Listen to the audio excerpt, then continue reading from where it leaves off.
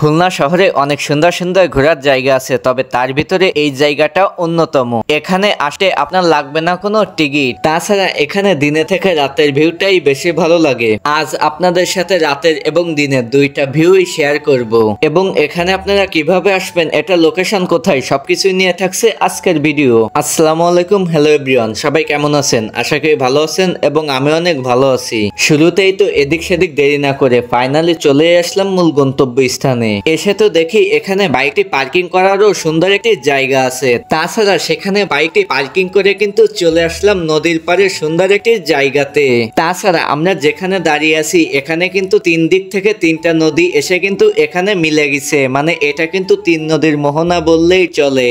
শুধু তাই না, পরন্ত বিকালে এমন নদীর পাড়ে এসে দাঁড়িয়ে থাকতে কিন্তু অনেক ভালোই লাগে। তাছাড়া এখানে কিন্তু আপনি সি বিচের মতনও একটা ফিল পাবেন। খুলনার ভিতরে যে এত সুন্দর একটি জায়গা হয়েছে এটা কিন্তু অনেক মানুষেরই অজানা। তাছাড়া নদীর পাশে সবুজে ঘেরা সুন্দর একটি বাগানও আছে, যেখানে কিন্তু আপনি ফটোশুট এবং ভিডিও করতে পারবেন। যাই হোক, পরন্ত বিকালে ঘোরাঘুরি করতে করতে আস্তে আস্তে কেমন যেন সন্ধ্যা নেমে আসলো।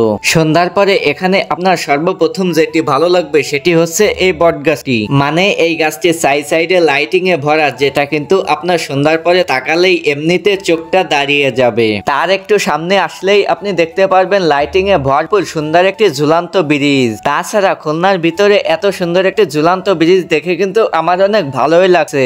রাত যতই হচ্ছে ততই কেমন যেন লোকজন বেশি বেড়েই চলছে।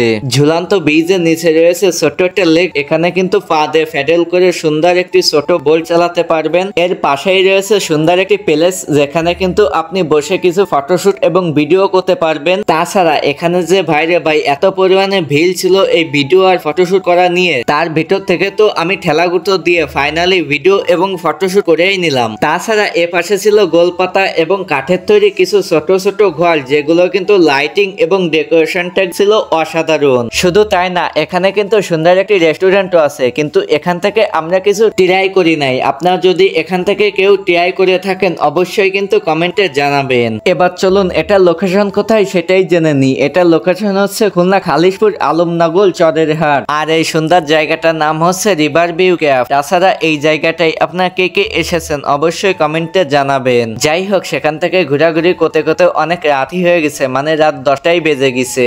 তারপর সেখান থেকে ঘোরাঘুরি শেষ করে ঝটপট করে চলে আসলাম আমরা খুলনা শপিং কমপ্লেক্সে, মানে আমার আরেকটি ফোন সার্ভিসিং করতে।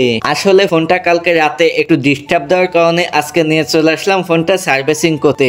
যাই হোক, সেখান থেকে কাজটা শেষ করে সবাই মিলে চলে আসলাম হালকা করে কিছু খাওয়া দাওয়া করতে।